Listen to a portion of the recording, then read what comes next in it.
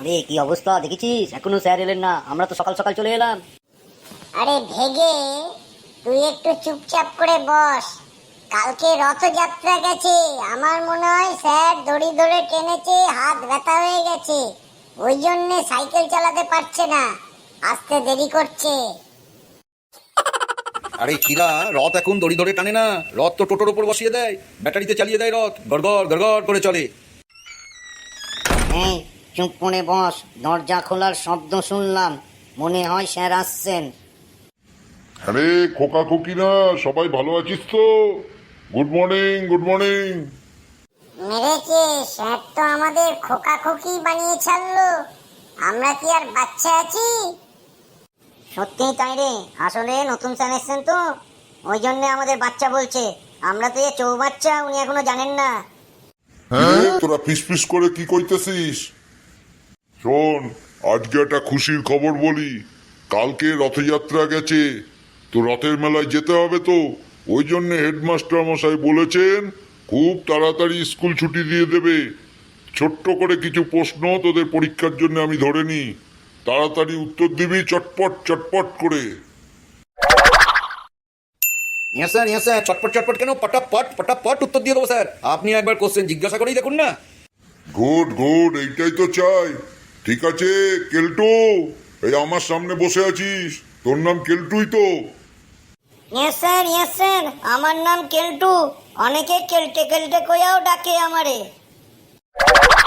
তো বাবা কেলটু, তুই বল ঘর কাকে বলে? ঘরের পরিভাষা কি আছে? খায়াছে রে, এই রথের পরের দিন মেলায় যামু, নাই উল্টো পাল্টা সিলেবাসের বাইরে কোশ্চেন করলে কি কইরা উত্তর দেবো বলতো? বল বল কেলটু বল, তাড়াতাড়ি যেতে হবে তো রথের মেলায়। স্যার, কেলটু পারবে না, আমি বলবো। বল বাবা পসা, তুই বল। স্যার, যে ঘর খুব সাহস নিয়ে বানানো হয় ওকে হাউস বলে, আর যে ঘরে স্যার হোম যজ্ঞ পূজা হয় সেই ঘরকে হোম বলে, আর যেই ঘরের মধ্যে খুব হাওয়া চলে, হাওয়া বাতাস, সেই ঘরকে স্যার হাবেলি বলে। মেরেছে রে, এ কি সব বলা শুরু করলো? স্যার মনে হচ্ছে রেগে গেল মনে হয়। আর যে ঘরে স্যার দেওয়ালেরও কান হয় সেই ঘরকে মকান বলে, আর যেই ঘর স্যার হোম লোন নিয়ে ইনস্টলমেন্ট দিতে দিতে লোকে পাগল হয়ে যায় সেই ঘরকে ফ্ল্যাট বলে, আর যেই ঘরের লোকের মানে মানে মানে স্যার যেই ঘরের লোক এটা জানে না যে পাশের ঘরে কে থাকে, তাকে বলে বাংলা। থাম থাম, অনেক হয়েছে, বুঝতে পেরেছি পড়াশোনায় লবডঙ্কা তোরা। আজকে আমি কিচ্ছু বলবো না, আজকে রথের মেলা দেখতে যাওয়া আছে। ঠিক আছে, পরের প্রশ্নটা। হ্যাঁ, এই যে ছেলে আমার সামনে বসে আছিস, তোর কি নাম যেন? স্যার, আমার নাম বিবেক, বিবেক গুচাইট, অনেকে বিবে বিবে করেও ডাকে। হ্যাঁ হ্যাঁ ঠিক আছে বিবে, তোর বাবার নাম বিশ্বনাথ না? এই সর্বনাশ করেছে রে, স্যার তো দেখছি আমার সবাইকেই ডেকে আনছে। কিরে, তোর বাবার নাম বিশ্বনাথ কিনা বল? ইয়েস স্যার, ইয়েস স্যার, আমার বাবার নাম বিশ্বনাথ গুচাইট, কিন্তু আপনি জানলেন কি করে? হ্যাঁ হ্যাঁ হ্যাঁ, এইটাই তো 50 বছরের অভিজ্ঞতা। তো বাবা বিবে, তুই বল, সব থেকে বেশি নকল মানে টুকলি, পরীক্ষায় হয় না নকল টুকলি, এগুলো সব থেকে বেশি কোথায় হয়?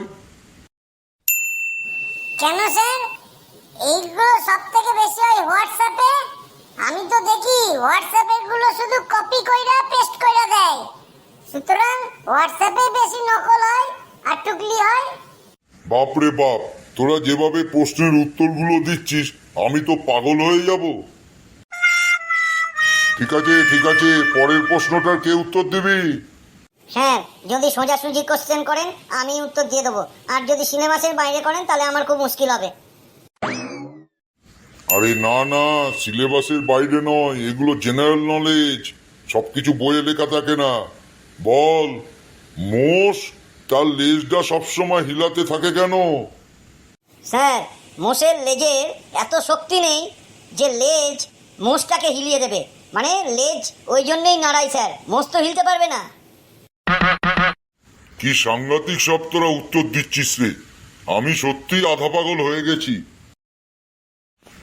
আচ্ছা, আজকের লাস্ট প্রশ্ন, বলতো মুরগির ডিম আগে না মুরগি আগে?